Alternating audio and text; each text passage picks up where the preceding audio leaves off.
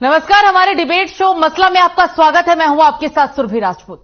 हरियाणा विधानसभा का बजट सत्र 20 फरवरी से शुरू होने जा रहा है। 23 फरवरी को विधानसभा में बजट पेश किया जाएगा। ये बजट सत्र 2 चरण में होगा। सत्र का पहला चरण 20 से 23 फरवरी तक चलेगा, तो वहीं मार्च 16 से 21 तक सेशन का दूसरा चरण होगा। 24 फरवरी से 15 मार्च तक अवकाश रहेगा। ये फैसला सीएम मनोहर लाल की अध्यक्षता में हुई कैबिनेट की बैठक में लिया गया।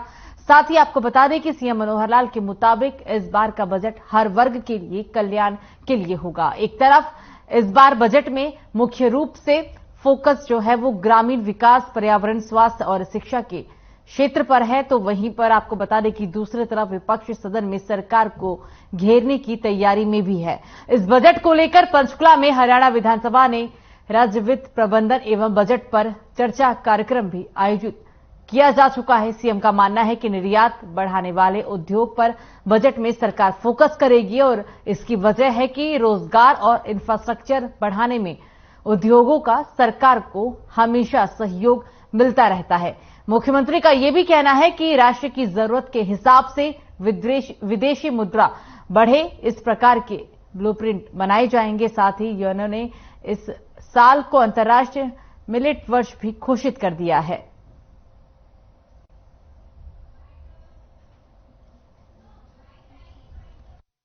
हमने 3 से नीचे ही अपना ये जो वित्तीय घाटा ये रखा हुआ है। पिछले वर्ष का 2.9 यानी 21-22 का था, 2.9 था।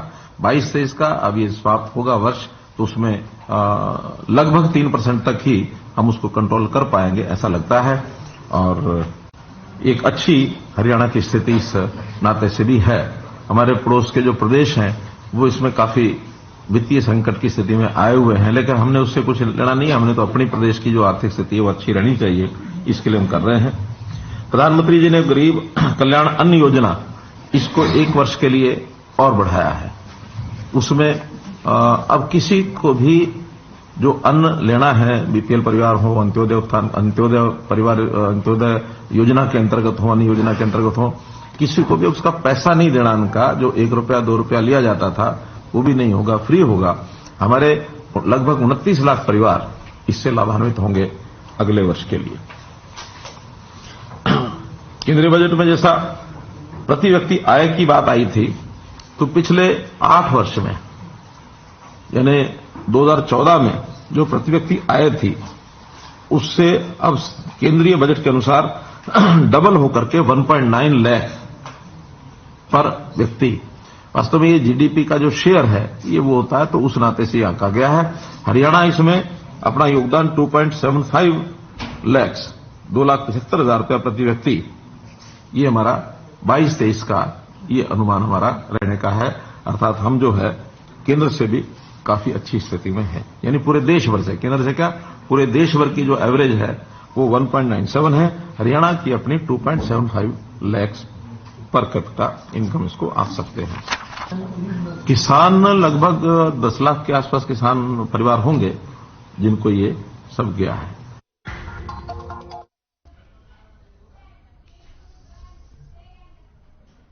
और इस पर चर्चा करने के लिए हमारे साथ हमारे तमाम मेहमान जुड़ गए हैं। उनसे आपका परिचय करा देते हैं। प्रोफेसर विधु रावल जी जुड़ गए हैं, बीजेपी प्रवक्ता हैं। स्वागत है प्रोफेसर साहब आपका। जोगेंद्र मोर कांग्रेस प्रवक्ता है, ये आपका भी बहुत बहुत स्वागत है। और ओंकार सिंह इनेलो प्रवक्ता है। आप तीनों का स्वागत करूंगी। और मैं सबसे पहले प्रोफेसर साहब आपके पास आऊंगी।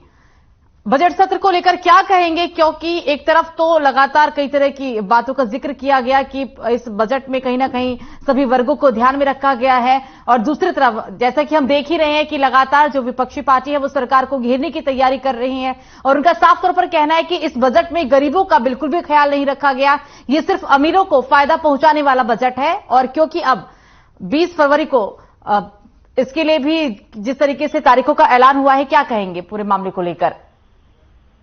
सुरभि जी, आपको नमस्कार, और आपके माध्यम से हर खबर हरियाणा के प्रत्येक दर्शक को नमस्कार जी। आपको भी नमस्ते सर। नमस्ते। दूसरी पार्टियों के हमारे जो साथी प्रवक्ता है इनको भी नमस्ते। सुरभि जी, ये हरियाणा का बजट जो है 23 फरवरी को आना है। हमारा बजट सेशन जो है वो 20 फरवरी से शुरू होना है। मैं उम्मीद कर रहा हूँ मेरी आवाज ठीक ठाक आ रही है। बिल्कुल प्रोफेसर साहब, आ रही है आपकी आवाज, बोलिए, मैं सुन पा रही हूँ आपको। भारतीय जनता पार्टी की सरकारें गरीब कल्याण के प्रति समर्पित सरकारें हैं। इन्होंने गरीब को नारों से निकालकर यथार्थ में और जो है वास्तव में लेकर आए हैं। हमारी हर योजना का जो केंद्र है वो गरीब है, और इसीलिए ही जो है जब हम आप बात कर रहे हैं तो 2014 में जब से केंद्र में हमारी सरकार बनी तब से लेकर अब तक हम आधी जो आबादी गरीबी रेखा से नीचे थी उसको ऊपर लाने में, उसको अपलिफ्ट करने में कामयाब हुए। 26.5 करोड़ लोगों को हमने इन 8 वर्षों में गरीबी रेखा से ऊपर लेकर आए हैं। और ये गरीबी रेखा जो है कांग्रेस वाले समय की फर्जी नहीं है कि किसी को 26 रुपए अगर एक दिन का कमाता है तो गरीब नहीं है। अंतरराष्ट्रीय मानकों पर अंतरराष्ट्रीय एजेंसीज ये मानती हैं कि 26.5 करोड़ लोगों को हम गरीबी रेखा से ऊपर लेकर आए हैं, और ये हमारा कन्विक्शन है। इसके लिए हम जीते और मरते हैं, इसको हम मानते हैं। अंत्योदय योजना यानी अंत्योदय पंडित दीनदयाल उपाध्याय जी का दिया हुआ विचार, पंक्ति में खड़े अंतिम व्यक्ति का उदय होगा तो पूरे राष्ट्र का उदय होगा, पूरी पंक्ति का उदय होगा। अंतिम पायदान वाले व्यक्ति के लिए अगर योजना बनेगी तो ऊपर के सारे पायदान को तो धीरे धीरे लाभ पहुंच ही जाएगा। इस विचार को लेकर भारतीय जनता पार्टी, ये हमारी आइडियोलॉजी है, ये हमारी विचारधारा है, और इसी को लेकर हमारी प्रत्येक सरकार जो है काम करती है। कांग्रेस के समय तो केवल नारे की बात होती थी। नेहरू जी कहते थे 1958 में कहा था कि हम पाकिस्तान और चीन से नहीं, हम तो गरीबी से युद्ध छेड़ेंगे। किस प्रकार से 1971 का चुनाव इंदिरा गांधी जी ने लड़ा था, वो कहते हैं गरीबी हटाओ, वो कहते हैं इंदिरा हटाओ, मैं कहती हूं गरीबी हटाओ। 1984 में किस प्रकार से राजीव गांधी जी ने कहा था गरीबी हटाना उनका सबसे प्राथमिक कार्य होगा। कांग्रेस का नारा 2004 में ये था, कांग्रेस का हाथ गरीब के साथ। लेकिन आज तक हमने देखा कि गरीब बढ़ता रहा। पहली बार एक ऐसी सरकार आई जिसने गरीब की अपलिफ्टमेंट की है, और अपने कार्यकाल में थोड़ा नहीं 26.5 करोड़ लोग जो है, 26.5 करोड़ यानी कि अमेरिका की जनसंख्या 32 करोड़ है, पाकिस्तान की जनसंख्या 22 करोड़ है।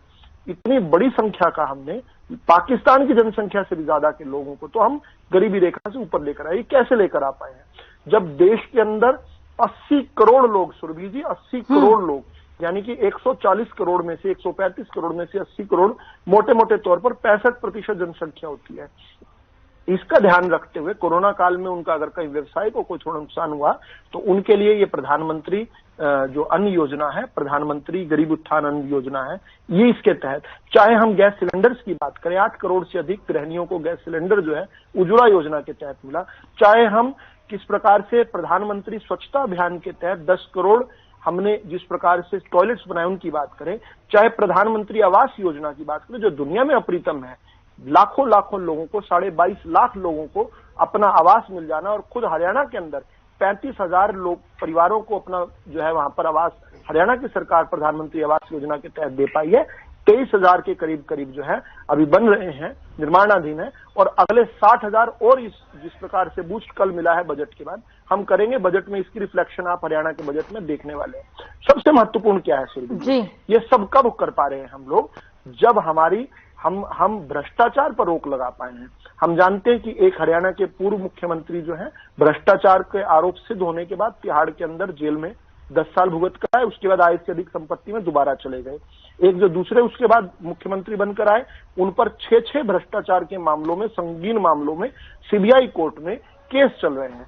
जब हम भ्रष्टाचार रोक पाए, गरीब का पैसा जो गरीब के लिए खर्च होना चाहिए था वो अब सही स्थान पर लगने लगा। इसीलिए दिनों दिन भारतीय जनता पार्टी की लोकप्रियता बढ़ रही है।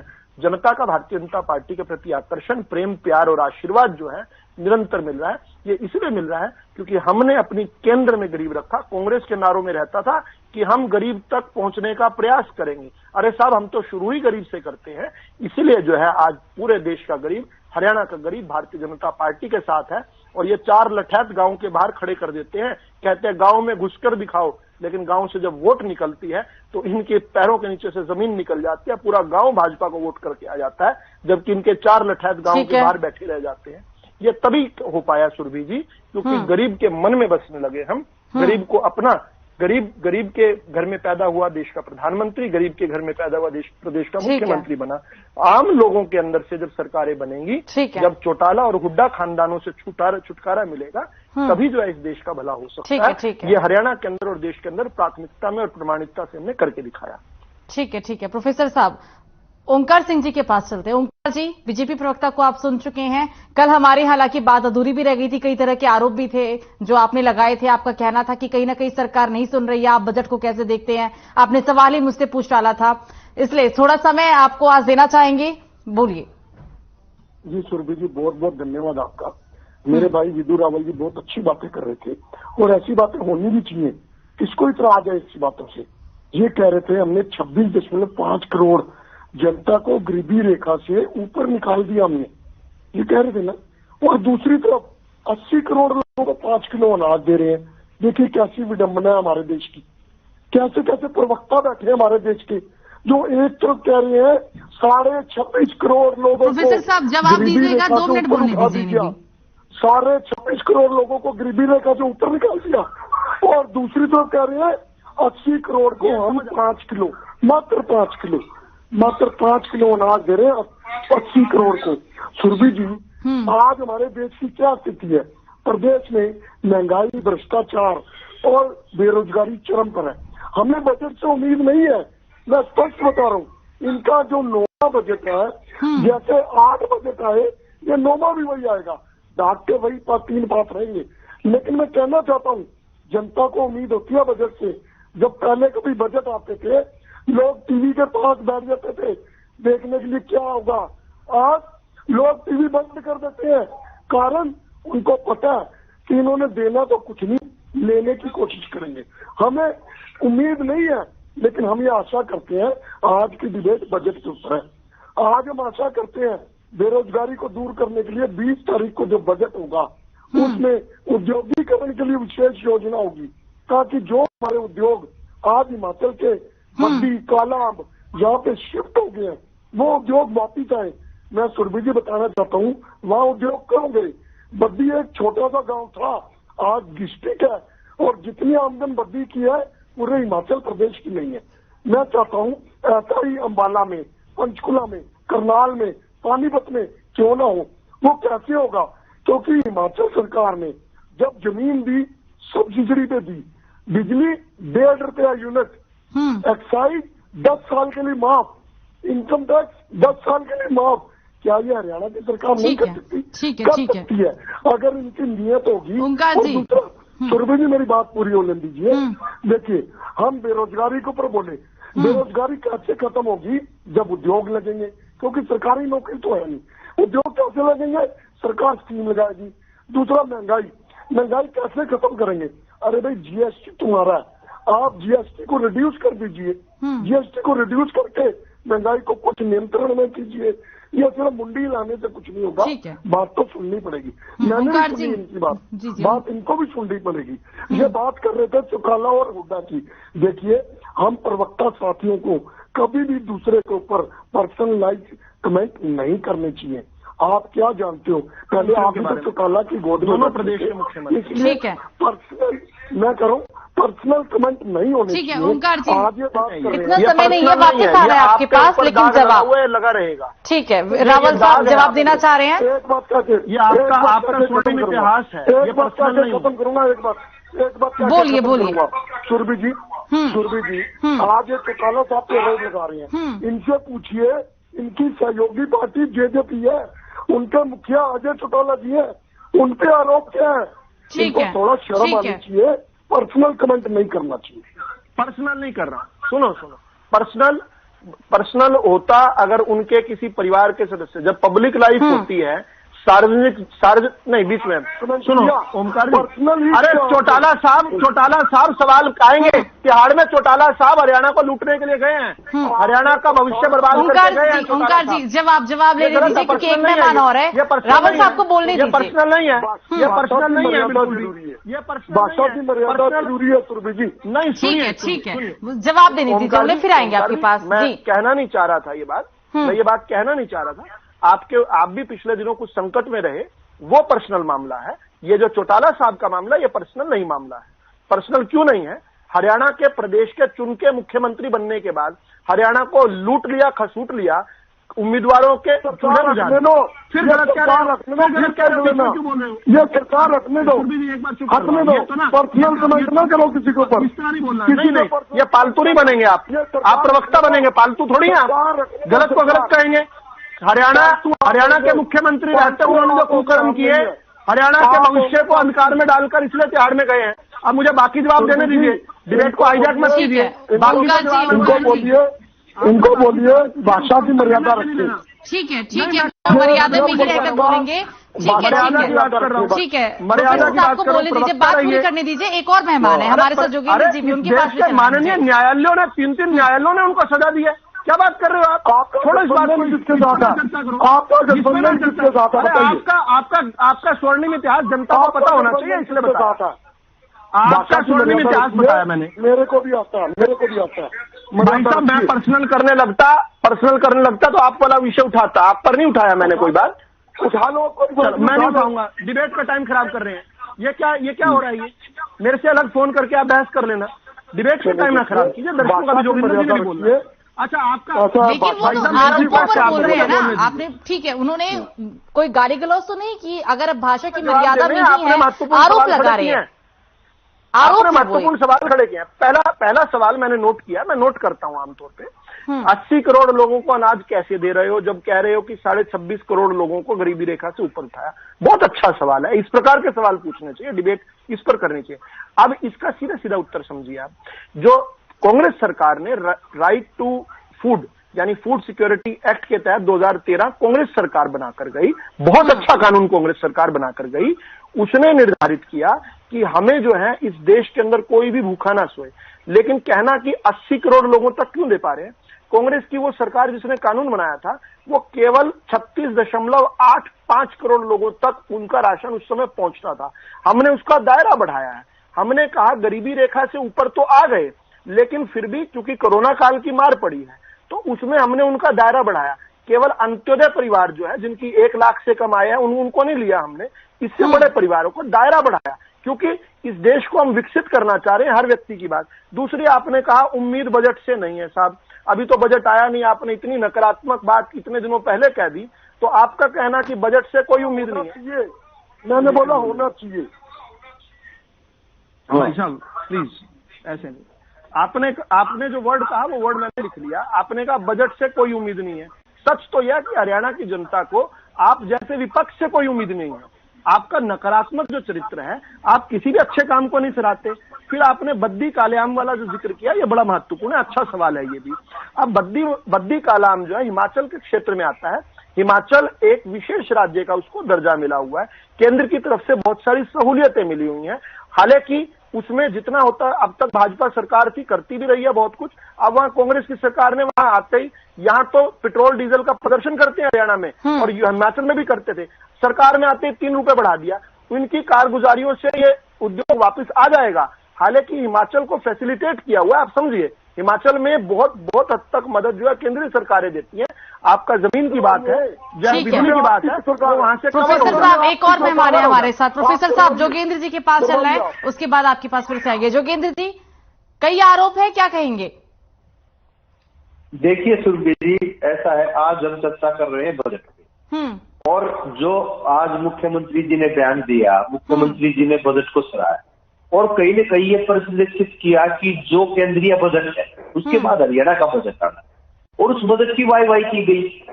अब अगर गरीब के साथ बजट होता जो केंद्रीय बजट है, उसका आप एक बार देख लीजिए कि पूरे बजट में कहीं पे भी रसोई गैस, पेट्रोल डीजल के दाम पर क्या असर पड़ेगा, इसके बारे में कुछ भी नहीं था। ठीक है, क्या रसोई गैस है, पेट्रोल डीजल है, वो गरीब आदमी का मामला नहीं है। ठीक है, रिकॉर्ड तोड़ जो बेरोजगारी है उस पर किस प्रकार से नकेल कसी जाएगी, इस बात पे कोई बात नहीं की गई। किसान की एमएसपी पे कोई बात नहीं की गई। ठीक है, आप अब देखिए कि फर्टिलाइजर सब्सिडी 2,25,00,000 करोड़ थी पिछले बजट में, अगर इनके में देखा जाए तो अब की बार उसको घटा के 1,75,00,000 करोड़ रुपए कर दिया गया। फूड सब्सिडी 2,87,00,000 करोड़ थी, उसको घटा के 1,97,000 करोड़ कर दिया गया। ग्रामीण विकास का बजट 2,43,00,000 करोड़ से घटाकर 2,38,00,000 करोड़ कर दिया गया। ठीक है, मनरेगा का बजट देखो, मनरेगा तो बिल्कुल गरीब आदमी से जुड़ा हुआ मामला होगा जिसको कांग्रेस लाई थी। मनरेगा को अनदेखा कर दिया, ये कहना होगा आपका। 400 करोड़ रुपए से घटाकर 60,000 रुपए करोड़ कर दिया गया। प्रधानमंत्री कृषि सिंचाई योजना जो बिल्कुल कृषि के साथ है, पिछले बजट में 12,254 करोड़ रुपए का ऐलान किया गया था, जो इस बार घटाकर 10,787 करोड़ रुपए रह गया है। प्रधानमंत्री किसान सम्मान निधि पिछले बजट में 68,000 करोड़ रुपए का ऐलान हुआ था, इस बार इसको घटाकर 60,000 रुपए करोड़ कर दिया गया है। ठीक है। पिछले बजट में फसल बीमा योजना के लिए 15,500 करोड़ रुपए का ऐलान था, इसको घटाकर 13,625 करोड़ रुपए कर ठीक है। मतलब जोगेंद्र जी कुल मिलाकर यही कहना है कि गरीबों के हित के लिए कुछ नहीं है। ठीक है, रावल साहब जवाब देने की कोशिश कर रहे हैं। रावल साहब का जवाब भी सुन लेते हैं पहले, फिर आएंगे आपके पास फिर आना है। रावल साहब जवाब। देखिए, आपका ये बार बार लगातार कहना महंगाई को लेकर ये असत्य है। पिछले दिसंबर में जो इन्फ्लेशन रेट थी, महंगाई दर था 5.72% था, जो दुनिया के सभी विकसित देशों में और विकासशील देशों में, सभी बड़ी इकोनॉमीज में सबसे कम है। हम एक तरफ तो 7% की दर से विकास कर रहे हैं, यानी विकास दर हमारी 7% है, जो सभी बड़ी इकोनॉमीज में सबसे अधिक है। दुनिया की इकोनॉमी खड्डे में जा रही है और हम 7% की विकास दर से आगे बढ़ रहे हैं, एकदम उलट। और वहीं पर ही दुनिया की इकोनॉमी जहां विकास दर कम होने के बाद भी महंगाई दर जो है, यूएस की बात कर लें, यूके की बात कर लें, फ्रांस, इटली, जापान, जर्मनी की बात कर लें, हम इटली की बात कर लें, हम बेल्जियम और हरियाणा पे ही है भाई। हरियाणा भी देश में ही है, इस दुनिया में ही है। हरियाणा भी कोई मंगल ग्रह का प्रांत नहीं है। तो सारी दुनिया में जो कुछ है उसके उलट यहाँ पर महंगाई 5.72 है। चलो इसको भारत के परिप्रेक्ष्य में समझने का प्रयास करें तो यूपीए सरकार, जिसमें अर्थशास्त्री प्रधानमंत्री थे, उस समय महंगाई दर जो है पूरे एवरेज जो है 2004 से लेकर 2014 तक उसकी जो एवरेज दर रही है वो 8.9% रही है, और अधिकतम समय जो है वो 2.5 के आंकड़े में रही है, और एक बार तो 18% तक गई। तो अर्थशास्त्री प्रधानमंत्री ने क्या अनर्थ कर रखा था कि उनकी 18% महंगाई को भी ये कुछ नहीं मानते। आज की 5% को महंगाई चिल्लाते हैं। लेकिन कुल मिला के विषय क्या है, इन्होंने फर्टिलाइजर सब्सिडी की बात कही। अब प्रयास क्या हो रहा है, 1 करोड़ से अधिक किसानों को किस प्रकार से प्राकृतिक खेती की तरफ प्रोत्साहन करने के लिए, उसके लिए करोड़ों रुपए जो है प्रावधान किया गया। फर्टिलाइजर सब्सिडी की जिस प्रकार की रिक्वायरमेंट है उसको देखते हुए किया गया। सब्सिडी तो हमने बढ़ाई है। आज डीएपी पर आप जानते हैं 106% सब्सिडी है, 106%। आपके समय 31% सब्सिडी डीएपी पर कर रहा हूं, उस पर हुआ करती थी। ग्रामीण विकास की जहां तक बात की है, हमने ग्रामीण विकास में कुछ बिंदु अलग करके, जैसे प्रधानमंत्री आवास योजना है, वो ग्रामीण विकास के लिए भी काम कर रही है, वो शहरी विकास के लिए भी कर रही है, वो अलग हो गई। इसी प्रकार से जब हम किसान सम्मान निधि की बात करते हैं तो किस प्रकार लगभग 12 करोड़ किसानों को हमने 68,000 करोड़ दिया है, वो 12 किस्तों में दिया है। 13वीं जो किस्त उसकी आने वाली है उसमें बहुत जगह जहां डबलिंग भी हो रही थी वो भी घटाया है। तो सबको, जिसको जो चिन्हित है उनको सबको मिलने वाला है। बजट एलोकेशन की बात, अब ये बड़ी महत्वपूर्ण इन्होंने बात कही प्रधानमंत्री कृषि सिंचाई योजना को लेकर। कृषि सिंचाई योजना को लेकर कुछ प्रोजेक्ट्स पूरे हुए हैं, इसके बाद कुछ और प्रोजेक्ट्स भी आइडेंटिफाई किए हैं, तो इसमें 6,000 करोड़ इसलिए दिया गया। प्रधानमंत्री फसल बीमा योजना का तो आज तक विरोध करते थे आप, आज इसी के लिए चिल्ला रहे हो। और मनरेगा तो बड़ा सुंदर उदाहरण है कांग्रेस के अकर्मण्यता का। कांग्रेस का जो मॉडल है वो मनरेगा का मॉडल है। एक आदमी पहले जाकर खड्डा करे, उसको उसके लिए दिहाड़ी दिया जाए, उसके बाद उसी खड्डे को भर दिया जाए, इसके लिए दिहाड़ियां दी जाए। उसको ठीक है, उसको तो आपने दिहाड़ी दी, उसको दिहाड़ी अब भी मिलेगी, लेकिन आपने कोई प्रोडक्टिव काम नहीं किया। ये कांग्रेस का मॉडल है। भारतीय जनता पार्टी का मॉडल क्या है कि जब उससे खड्डा करवाए तो उस खड्डे का उपयोग बोरवेल के लिए किया जाए, या फिर उसको भवन निर्माण के लिए काम किया जाए, या फिरनी की उससे ईंटी लगवाई जाए, यानी कुछ प्रोडक्टिव वैल्यू बढ़े। और इसलिए इन्होंने कैपिटल जो रखा हुआ था मनरेगा के लिए, वो कैपिटल केवल और केवल 20% रखा हुआ था। लेबर वैल्यू रखी हुई थी 80%, हमने उसको घटाकर लेबर वैल्यू 60% करके कैपिटल वैल्यू यानी रेत, ईंट, बजरी, सीमेंट, जो सब कुछ चीजें हैं उनको 40% करके अब वो प्रोडक्टिव बन रही है। अब मनरेगा का पैसा जा रहा है, लेकिन गांव में भी कुछ बन रहा है। आपकी तरह नहीं कि पहले खड्डा करने के लिए पैसा दे दो फिर उस खड्डे को भरने के लिए दे दो, उससे देश को क्या मिला। ठीक है, ये एक मूल अंतर है। हम देश को आगे बढ़ाना चाहते हैं, हम सबके समर्थन से लगकर, आप केवल रेवड़ियां बांटकर वोट खरीदना चाहते हो। ये एक मूल अंतर है आपके और हमारे बीच का। ठीक है, ठीक है रावल साहब, ज्यादा समय नहीं था। ठीक है जोगेंद्र जी। बात पूरी करिए अपनी। जो है कहीं भी आंकड़ों पे बात नहीं करते, कहीं पे बिना वजह की बात करेंगे।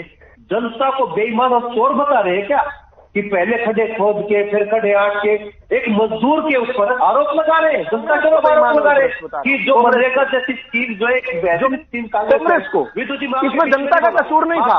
आपने डिजाइन ही ऐसे किया हुआ था मनरेगा को। आपने बेवजह की बात करी, बेमतलब की बात करी। मैंने कुछ नहीं जोगिंदर जी, नहीं जोगिंदर जी, मैं जनता को नहीं कह रहा हूं, मैं कांग्रेस को कह रहा हूं। कांग्रेस इज नॉट जनता। कांग्रेस बर्बाद हो गई, आपका तो देश बर्बाद हो गया। स्कीम जनता थोड़ी ना लेकर आई थी जोगिंदर साहब। भाई साहब मनरेगा का जो डिजाइन था ना, जोगिंदर जी सुनिए, जोगिंदर जी सुनिए। अच्छा मैं चुप हो जाऊंगा, एक छोटा सा करेक्शन कर रहा हूं मैं, छोटा सा करेक्शन, एक सेकंड, सिर्फ एक सेकंड दीजिए। मैं करेक्शन कर रहा हूं उस डिजाइन पर जिसमें 80% लेबर वैल्यू और 20% कैपिटल एक्सपेंडिचर, हमने उसको बढ़ाकर 60, मतलब लेबर वैल्यू घटाकर 60% करके, वो गलत डिजाइन था। जनता की कसूर नहीं है, वो कांग्रेस का कसूर था। वही खड्डे खड्डे खुदवाकर पैसे दे रही थी। जनता तो बेचारा काम कर रही थी, जनता का तो सामर्थ्य ले रहे थे, लेकिन उस पैसे का देश को लाभ नहीं हो रहा था। अब देश को लाभ होने लगा उस पैसे का। मेरा इतना छोटा सा पॉइंट है। आप बोलिए। ठीक है रावल साहब, समय नहीं है, अपनी बात जल्दी पूरी करिएगा, 30 सेकंड में सिर्फ। जी हाँ जोगिंदर जी, आपसे ही कहा है 30 सेकंड में बात को पूरा करिए, समय नहीं है। जी बिल्कुल। देखो, पारदर्शिता लाने के लिए आरटीआई कांग्रेस लाई, मनरेगा लाई, फूड सिक्योरिटी लाई, एजुकेशन राइट टू एजुकेशन लाई। तो कांग्रेस ने जो है वो बेहतर काम किया।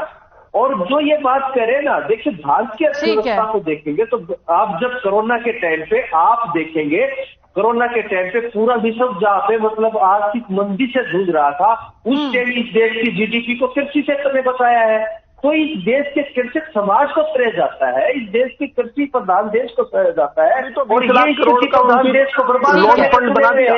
ठीक है रावल साहब, समय नहीं है फिलहाल। आप तीनों ही मेहमान हमारे साथ जुड़े, इसके लिए आप तीनों का बहुत बहुत शुक्रिया। ना चाहते हुए भी इस चर्चा को मुझे यहाँ समाप्त करना पड़ रहा है। आपको बता दें कि बजट सत्र को लेकर विपक्ष अपनी तैयारी जोरों शोरों से कर रहा है, क्योंकि 20 फरवरी से हरियाणा का बजट सत्र 2 चरणों में शुरू होगा। फिलहाल अभी के लिए मुझे दीजिए इजाजत, नमस्कार।